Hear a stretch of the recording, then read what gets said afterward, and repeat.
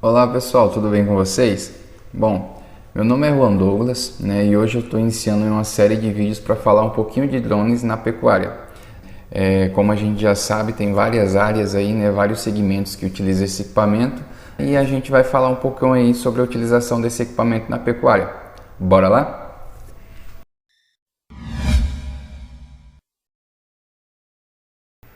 Olá pessoal, agora estou aqui no cantinho da tela e vamos aí ao nosso primeiro conteúdo aqui do canal sobre a utilização de drones na pecuária, tá?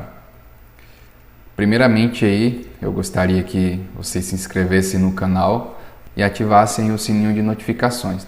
Esse é o primeiro vídeo aí de uma série de vídeos que eu vou estar publicando, que eu vou estar compartilhando aqui com vocês.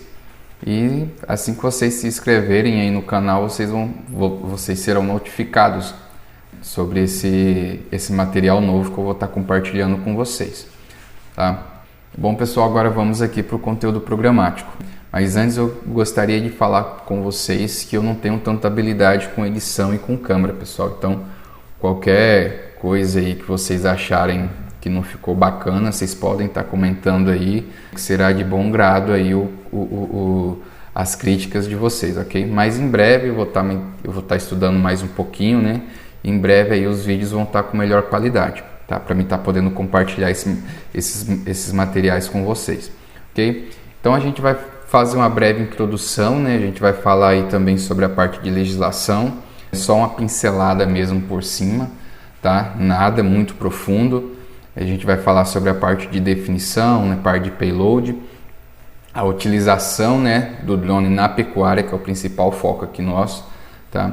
Parte de coleta de dados, e eu vou apresentar para vocês alguns estudos de caso, que são as possibilidades aí para a gente estar utilizando esse equipamento, tá ok? Então a nossa introdução aqui, pessoal, é falar sobre o histórico e evolução desses equipamentos, tá? Então onde tudo começou, Tudo começou lá pelo ano aí de 1849, onde os austríacos aí eles lançaram em torno de 200 balões aí na cidade de Veneza.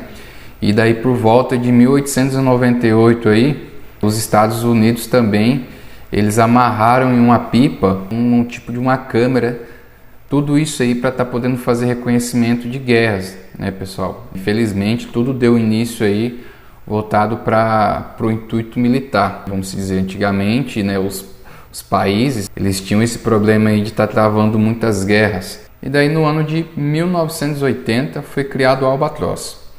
O Albatross, pessoal, ele foi criado por um israelita chamado Abkaren. Era um engenheiro espacial e ele criou esse equipamento aí que ele conseguiu sobrevoar em torno de 56 horas com sinais de satélite, tá? E daí os anos foram se passando, pessoal. Por volta de 2010 aí, a gente conseguiu presenciar aí a expansão desses equipamentos em vários outros segmentos aí do mercado. Parte de mineração, parte de construção civil, começando a entrar na agricultura, tá? E aí aqui agora no ano de 2020, a gente consegue observar aí várias novas tecnologias que são embarcadas nesse equipamento, tá, ok? Agora a gente vai falar sobre a parte de legislação, pessoal. A gente vai dar aquele resumo bem breve, como eu havia comentado. E o principal dele aí que a gente vai comentar aqui é o da ANAC, é o regulamento especial 94/2017, o RBAC 94/2017, foi aprovado bem recente aí, no ano de 2017, como já diz aqui no regulamento. E eu vou ler aqui para vocês. A ANAC aprovou no ano de 2017 o regulamento especial número 94/17 para a utilização de aeronaves não tripuladas, com o objetivo de tornar seguro as operações com as aeronaves, certo? Todo operador deve seguir as novas regras quanto às operações de aeronaves não tripuladas, seja ela de uso recreativo, corporativo, comercial ou experimental, da Agência Nacional de Aviação Civil, ANAC, e também de outros órgãos competentes, como o Departamento de Espaço de Controle Aéreo, o DECEA, e a Agência Nacional de Telecomunicação, que são esses três órgãos aqui, ANAC, DECEA e Anatel. Mas para que eu tenho que entender, pessoal? Para que eu tenho que seguir essas normativas aí? com essa legislação vigente que a gente tem aqui no Brasil. Como isso é bem recente, como vocês podem ver aí, que foi aprovado em 2017, a gente ainda está passando por constantes mudanças em respeito à utilização desse equipamento. Então, para tentar simplificar aqui para vocês entenderem um pouco, a ANAC, vamos se dizer aí que seria como se fosse o Detran, certo? Ela vai regulamentar o equipamento, então a gente precisa fazer o registro desse equipamento e colocar um número lá de série desse equipamento. Ele vai simular como se fosse uma placa de um carro, mas na verdade vai ser a placa lá do seu equipamento, certo? E a gente tem que ter isso aí bem pré-definido, certo? Comprou o equipamento, a gente tem que ir lá registrar esse equipamento e ter esse número, porque no caso todos os dados, caso ocorra um acidente ou algo do tipo e vir a pegar esse equipamento, vai estar o seu número lá, e quando bater esse número vai puxar todos os seus dados, que no caso você é registrado pela ANAC, certo? O DSEA, pessoal, ele é o órgão que controla o espaço aéreo, né? Então a gente vai ter que fazer o cadastro nele. Por que a gente tem que fazer o cadastro? Porque todo voo que a gente for fazer, todo voo que for planejar, que deve ser feito, tem que pedir a liberação, né, após ter feito o cadastro, e ver se nesse local é permitido estar fazendo esse voo. Exemplos em locais, geralmente onde tem muito tráfego aéreo, é muito mais difícil você conseguir uma liberação para sobrevoar. Não é o caso que acontece dentro da fazenda, certo? E a Anatel, né, a Agência Nacional de Telecomunicação, como todos esses equipamentos aí, ele precisa de um sinal de rádio, então esses equipamentos devem ser homologados pela Anatel, porque querendo ou não você vai estar utilizando uma frequência via rádio, e esse equipamento ele precisa ser homologado, certo? Então esses 3 órgãos competentes aí, né, pessoal, eles descrevem alguns cuidados que a gente deve tomar. Primeiro, deve-se fazer o cadastro desses 3 órgãos competentes aí, ANAC, Anatel e DSEA.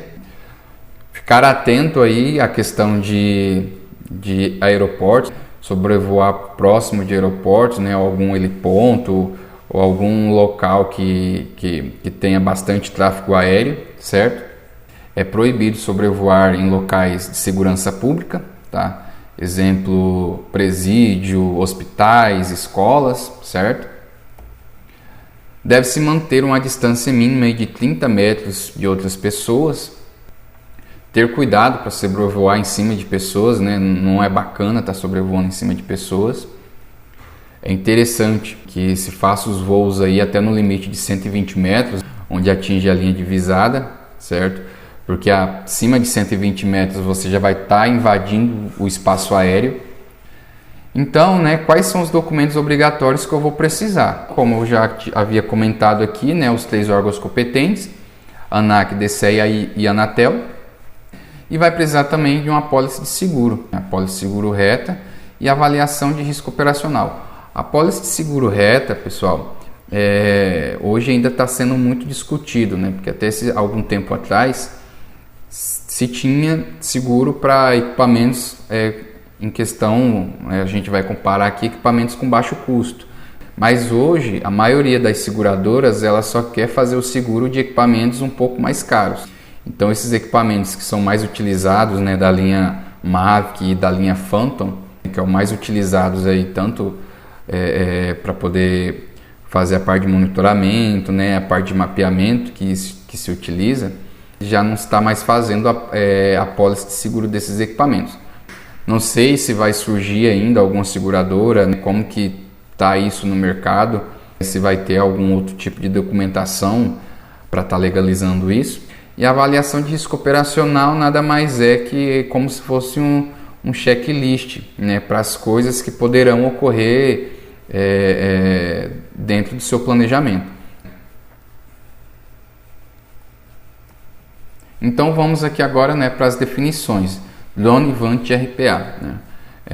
A gente vê muito aí o pessoal comentando, eu tenho um drone, eu tenho um VANT, eu tenho um RPA, e muitas das vezes as pessoas confundem um em relação à outra. Tá? Mas eu vou explicar aqui para vocês, tá, qual que é a diferença de cada um.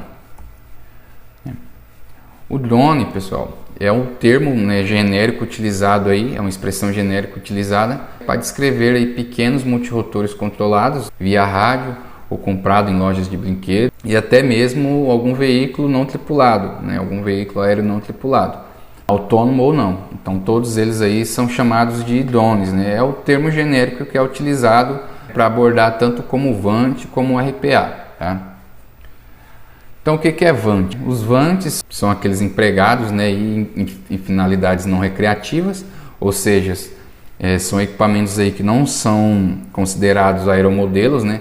Aeromodelos são esses que são utilizados para a área recreativa, utilizado para hobby. E os VANTs são classificados aí em dois grupos, a partir de um local remoto ou, no caso, seja uma aeronave autônoma. No caso aqui no Brasil é proibido a utilização de aeronave autônoma, né? Só é permitido para uso militar. E no caso que a gente só consegue utilizar aqui, no caso, são os RPAs, aeronave remotamente pilotada, que é o que eu vou estar falando para vocês aqui agora. O termo RPA, né, vem de aeronave remotamente pilotada, que denota aí do subgrupo de VANTs, destinados à operação remotamente pilotada. Ou seja, eu preciso de um operador para estar operando esse equipamento. Eu preciso de um piloto aí para estar operando esse equipamento. Então tem esse esqueminha aqui, pessoal, para vocês estarem visualizando.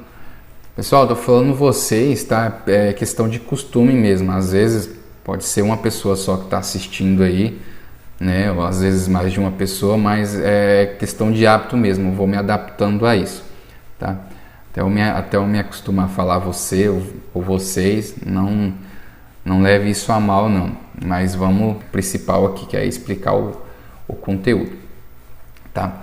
Então a gente tem o VANT, que no caso é a categoria em si, né? E divididos aí em dois subgrupos, que no caso são os RPAs, a aeronave remotamente pilotada, e a aeronave autônoma, que é proibido no Brasil, porém só é utilizado aqui para intuito militar, são utilizados só para os militares. E nos RPAs aqui, a gente tem uma outra classificação também, que são os multirotores e são os asa fixas. Eu vou mostrar aqui para vocês aqui agora. O RPA, aqui a gente tem um multirotor, como vocês podem ver, e a gente tem um modelo aqui de um asa fixa, né? E a aeronave autônoma, como eu havia comentado para vocês, são aeronaves aí que, após dado o comando, a gente não consegue mas fazer com que esse equipamento volte, pessoal. A gente não consegue mais impedir a missão, vamos dizer assim. Eu executei a missão com esse equipamento, já não consigo mais abordar essa missão. Então, exemplo, como se fosse um míssil, né? Eu lanço aqui, eu determino o local para onde esse equipamento tem que ir. Após executada a missão, eu já não consigo mais abordar. Então, por isso que ele só é utilizado mesmo para intuito militar. Bom, pessoal, agora vamos aqui para os multirotores, né? Os multirotores eu sou suspeito a falar, mas é o que eu gosto mais de utilizar nos trabalhos aqui relacionado a mapeamento, né? Avaliação, parte de monitoramento na pecuária, tá? Então, nesses equipamentos aí, a sustentação deles é dada pelos braços e hélices e motores. Aqui eu tenho um exemplo de um, para estar podendo mostrar para vocês, tá? Aqui a gente tem os braços, os motores e a gente tem as hélices. Eles praticamente é semelhante a um helicóptero, porque ele pousa e decola na vertical, certo? Maior facilidade de operação, porque o controle dele é como se fosse um joystick. A gente lembra da infância aí, né? Quando a gente joga... Bom, pelo menos eu jogava bastante videogame, então eu já tenho bastante afinidade com esse tipo de controle assim, tá?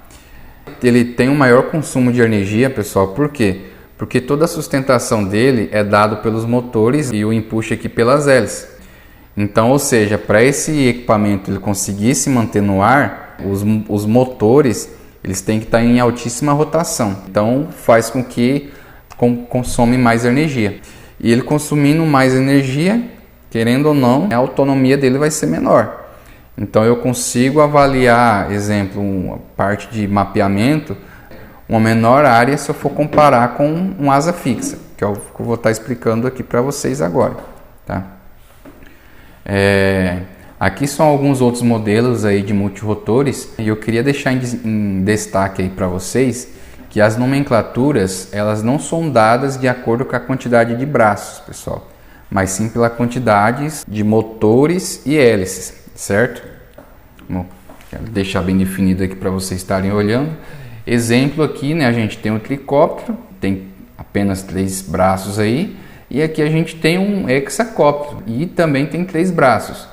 Assim como o quadricóptero aqui, né, que tem 4 braços, e o octacóptero aqui, ó, que tem 4 braços, porém tem 8 motores e hélices, certo?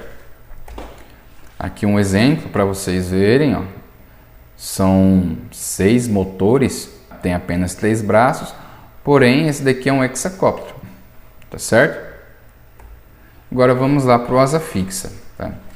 Esse daqui é um exemplo, esse daqui é um asa fixa, tá? E a sustentação desse equipamento aqui, né, a sustentação é dada pelas asas, ou seja, esse equipamento ele consegue planar no ar, e o empuxo dele é dado pelos rotores, né, pelo motor. Tem alguns que tem mais de um motor, né, mas a grande maioria tem apenas um motor só, né, que é localizado bem aqui atrás, aqui, ó. Deixa eu tentar mudar aqui para ficar mais fácil para vocês verem, tá? Localizado bem aqui atrás, certo? Ele é semelhante a um avião, como vocês podem ver aí. Ele tem um menor consumo de energia e maior autonomia e produtividade. Ele tem um menor consumo de energia por quê? Porque a sustentação dele é dada pelas asas, né? Esse equipamento é que ele consegue planar no ar. E por ele apresentar apenas um motor aí, né? O empuxo dele é dado pelo apenas um motor, então ele vai ter o menor consumo de energia e fazendo com que com isso a autonomia dele seja maior, garantindo maior produtividade, certo? Aqui é o exemplo de um híbrido, tá? Ele é tanto uma asa fixa como um multirotor, ou seja, é chamado como VTOL, vem aí do inglês Vertical Take-Off Land, tá?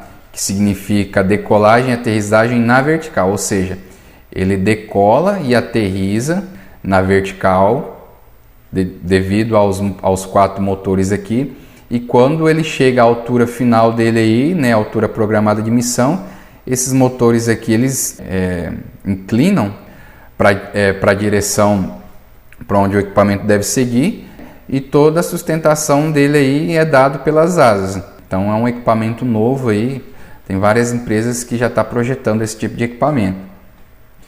Vou falar aqui para vocês agora de payload, tá? Payload aí também é um termo genérico aplicado à área de drones, né? Quando a gente se trata de tecnologia embarcada, e a gente for traduzir isso aí para o português, né? Se diz carga útil, mas isso não tem nada a ver da gente carregar algum tipo de carga no equipamento não, tá, pessoal? Então o que a gente pode classificar aí como payload? Coloquei 2 exemplos aqui, tá, de drones. Então eu tenho aqui uma câmera, esse daqui é uma matrice, eu tenho uma câmera aqui, uma câmera termográfica e uma câmera RGB, e aqui eu tenho outro equipamento aqui que é uma asa fixa, né, que tem uma câmera RGB também. Então, para mim considerar uma payload é o que eu tenho, como já se diz, é o que eu tenho de carga útil, né, o que eu tenho de essencial para mim estar podendo executar o meu trabalho, vamos dizer assim. Não adianta eu ter um equipamento como esse que ele só vai sobrevoar e eu não conseguir extrair nada com ele, tá certo? Tem esse modelo aqui também que eu gostaria de mostrar aqui para vocês, que é o Mavic 2 Enterprise, e ele tem essas payloads aqui para serem acopladas nele. Aqui um outro exemplo de payload. Esse equipamento aqui, diferente dos outros, a payload, né, tirando a parte de toda a tecnologia embarcada que ele tem dentro dele, ele tem a capacidade de carregar aqui 10 litros de calda, pessoal. Então, ele pode ser utilizado aí como fungicida, né, como herbicida, a parte de aplicação, e é um equipamento muito interessante. Vou estar deixando aqui na descrição o nome dele, né, é o MG1 aí da DJI. Falando, né, a gente já fez aí uma breve introdução sobre a evolução desses equipamentos, né? A parte de definição, o que é drone, o que é VANT, o que é RPA. A gente viu a parte de classificação, né? O que é um asa fixa, o que é uma asa rotativa. E foi bem breve, pessoal.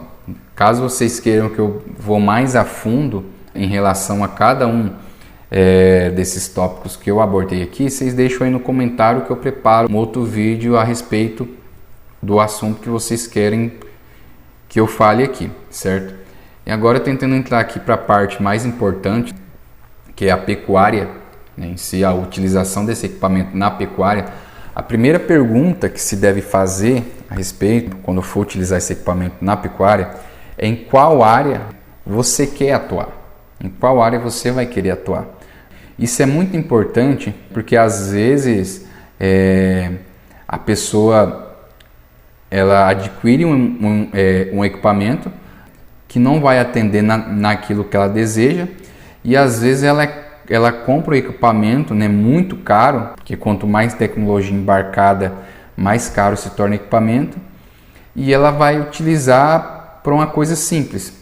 Então é muito importante a gente definir isso, em qual área eu vou atuar. Eu definindo a área que eu vou atuar, eu vou ver qual que é o modelo melhor para mim estar adquirindo. Porque a gente sempre tem que colocar aí na ponta da caneta a questão custo-benefício.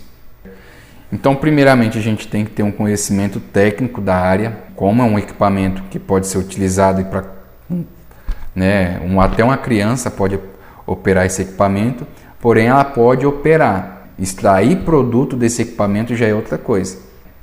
Então a pessoa tem que ter pelo menos um conhecimento técnico da área que ela quer atuar aí, da área que ela quer trabalhar. Então eu tenho que ter um conhecimento sobre a parte de legislação, né? É uma parte assim que eu não gosto muito, que é muito detalhe. Ainda o Brasil está entrando, muda, né, algumas normativas, né, entram outras, então a gente sempre tem que manter atualizado em questão disso. Certo? A parte de meteorologia é muito importante também, a gente estudar um pouquinho a parte de meteorologia para estar utilizando esses equipamentos, né? Exemplo de dias chuvosos, né? Dia com muito vento, ter a ciência de operação desse equipamento, tanto do RPA como do RPS, aí, no caso que são sistemas do RPA, aplicativo, software, né? E ter o conhecimento das fases e sistemas de produção dentro da pecuária. Agora as fases e o sistema de produção, pessoal, dentro da pecuária, certo?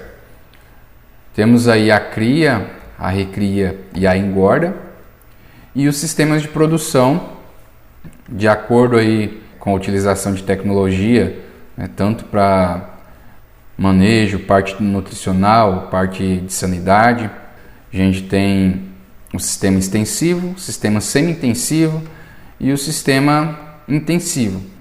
O sistema extensivo, mais característico aí são sistemas a pasto, animais mais soltos, né, com áreas muito grandes. O sistema semi-intensivo aí a gente tem como exemplo o semi-confinamento, tem a parte de atendimento nutricional desses animais, né, com a dieta mais reforçada, porém ainda esses animais consumindo pasto. E o confinamento, onde os animais aí são confinados, né, propriamente dito aí uma área reduzida, e sua fonte de alimentação aí, né, são as dietas balanceadas aí dentro da fazenda, certo? E aqui são algumas das utilizações, né, que eu separei aqui para estar citando para vocês. A gente tem aí como avaliação de área, né, de como plantas daninhas, avaliação de área degradada, avaliação de área efetiva de pasto, avaliação, né, inspeção de instalações. Isso aqui é interessante tanto para sistema a pasto, mas também para confinamento.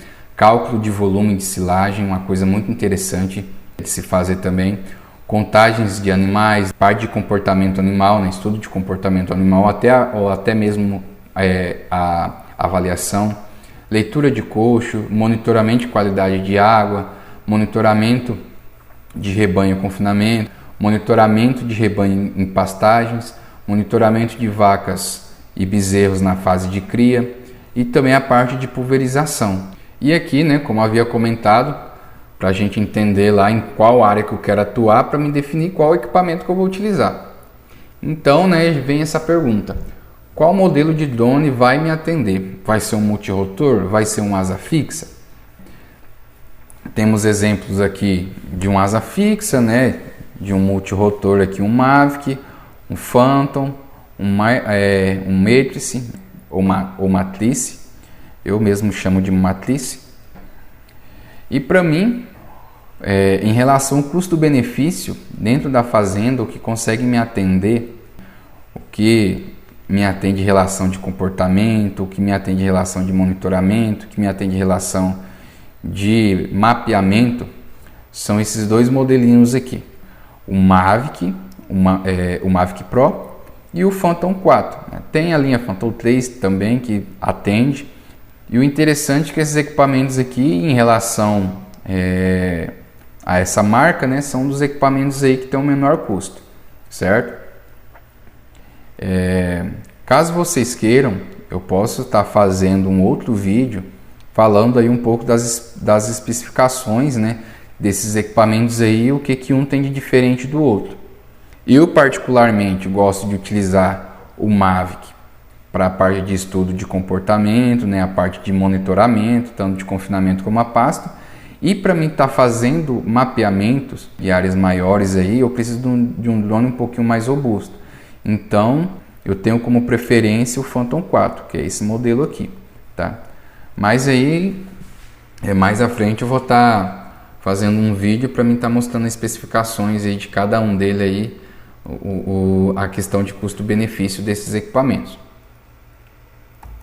Agora aqui vamos entrar para a parte de coleta de dados, pessoal.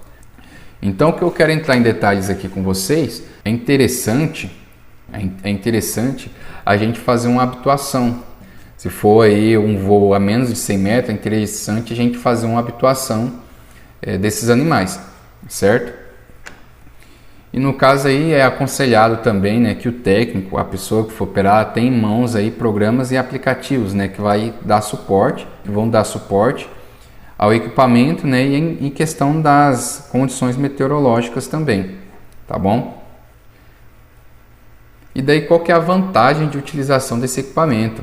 A utilização desse equipamento, né, ela garante maior segurança e comodidade ao operador, né, ao técnico. Possibilita aí realizar programação de voo, né, que são os waypoints, podendo aí acompanhar de um local seguro, né, uma das vantagens da utilização desse equipamento. Além da possibilidade de arquivar, né, as imagens, podendo também ajustar a relação velocidade e altura para se ter maior precisão no momento da coleta, tá ok? No entanto, vale ressaltar que a programação é sempre bacana você ajustar ela, sempre olhando ao limite da carga do equipamento, tá? Para caso não ocorrer algum risco de queda. Eu estou no meio da minha missão, a minha bateria está acabando e eu não fiz a programação certa, o meu equipamento começou a pousar lá no meio do pasto e eu ainda sou novo na área, eu não consigo voltar. Então é sempre bom ficar atento a isso, certo? E esses aqui são os programas e os aplicativos que eu utilizo, certo? Aqui é o AV Forecast, DJI Go 4, o Lite, Drone Deploy, que é o Contrings, o QGIS, o Airsoft e o ImageG.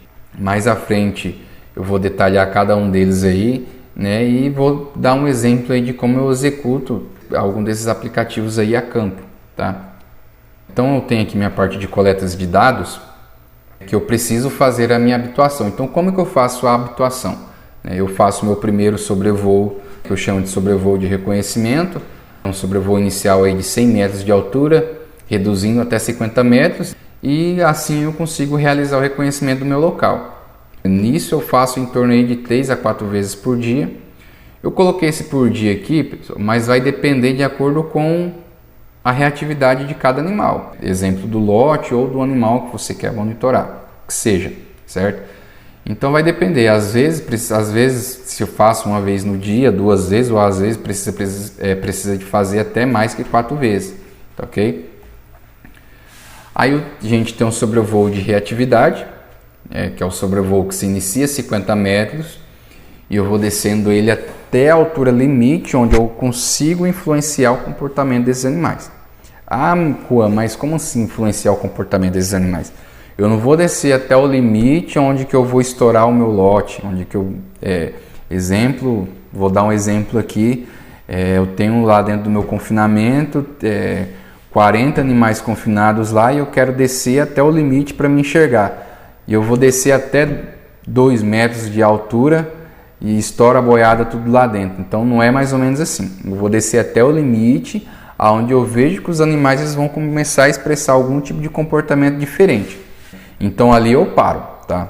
E aí eu faço isso aí várias vezes, repetidas vezes ao dia.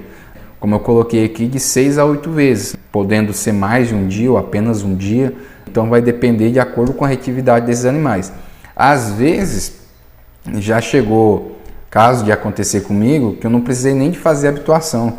Eu já cheguei no local, colocar o drone aí a 3 metros de altura dentro de um confinamento e os animais tranquilos, como se nada tivesse acontecendo ali. Então vai depender do lote, você vai estar monitorando, independente se são taurinos, né, se são zebuínos, independente disso, vai depender da reatividade desses animais aí quanto ao barulho e a presença desse equipamento, tá? E aqui a gente tem o sobrevoo de habituação, que é o sobrevoo que eu vou fazer aí no limite da altura onde eu consigo influenciar, né, onde eu consigo interferir no comportamento desses animais. Eu falo isso porque eu consigo interferir no comportamento desses animais, não sendo tão agressivo, influenciar de uma certa forma, eu digo agressiva, estar lá em cima com o drone, em cima dos animais, é como eu tinha dito antes, é aquela altura onde eu consigo ver assim que eles estão expressando um tipo de comportamento diferente e eu vou passando ali de forma devagar, uma vez, 2, 3, como eu coloquei aqui, de 10 a 15 vezes por dia, né? Podendo ser até mais de um dia, porque eu quero que os animais eles acostumem, né, com o barulho desse equipamento, certo? Eles devem acostumar com a presença e com o barulho desse equipamento. Então, a partir do momento que você conseguir observar que o barulho e a presença desse equipamento já não está mais influenciando no comportamento desses animais, bacana. Aí você já vai poder realizar o seu monitoramento, né, o seu estudo. Por exemplo, você quer fazer um estudo de comportamento, um estudo de avaliação. Então você precisa passar por todos esses passos aí para estar podendo executar isso, certo? Então eu tenho um exemplo aqui, né, uma coleta de dados feita em confinamento.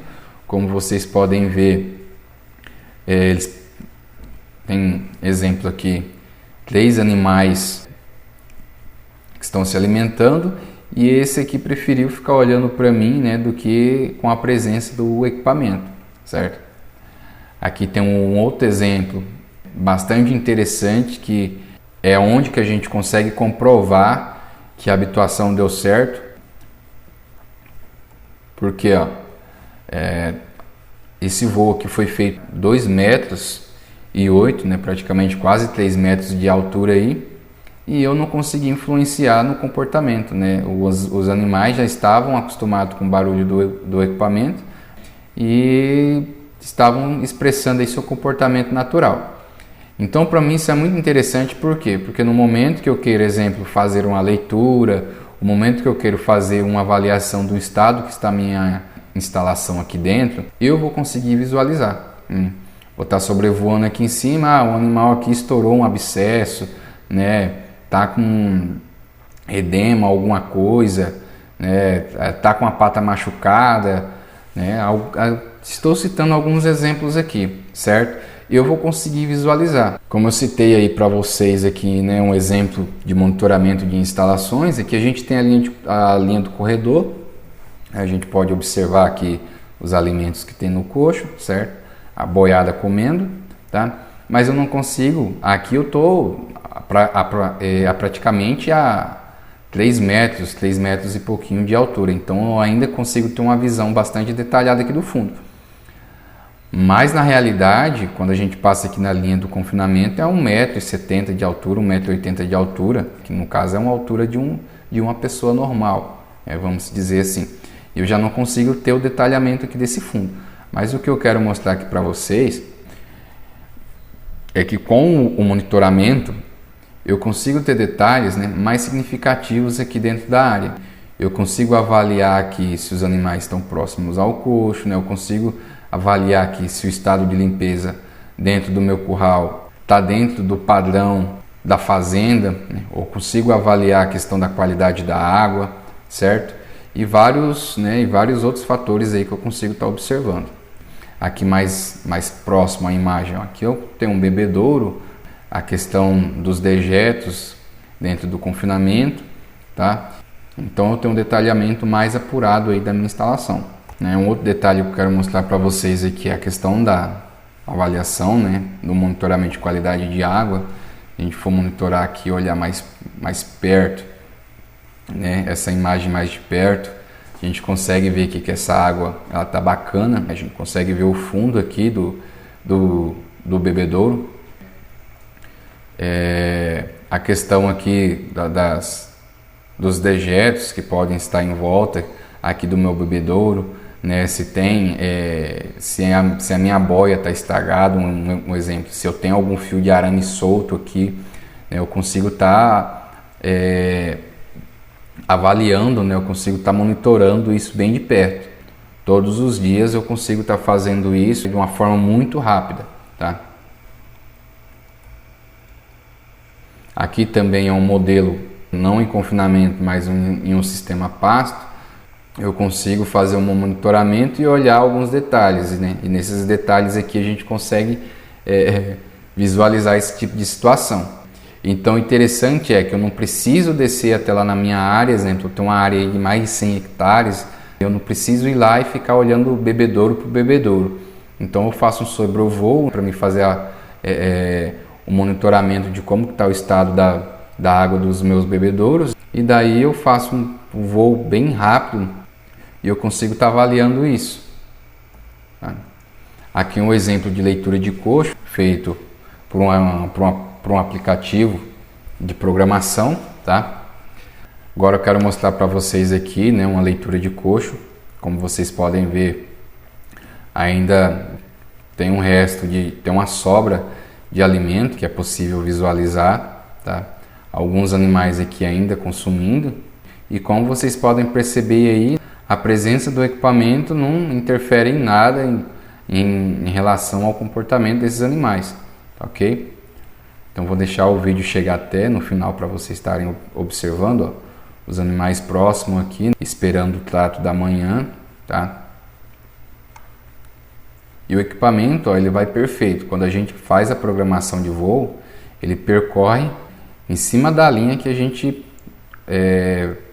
pede para ele executar, né? Faz o planejamento e o ponto que eu quero que ele execute, ele segue a risca certinho, ok? E aqui a parte de mapeamento, ok? A parte de mapeamento de pastagem também, que é uma das áreas aí que eu gosto bastante também, que eu venho explorando aí a cada dia mais, tá? Inclusive aqui na fazenda onde eu trabalho, né, diariamente eu executo os voos nessa área aqui que vocês podem ver, tá?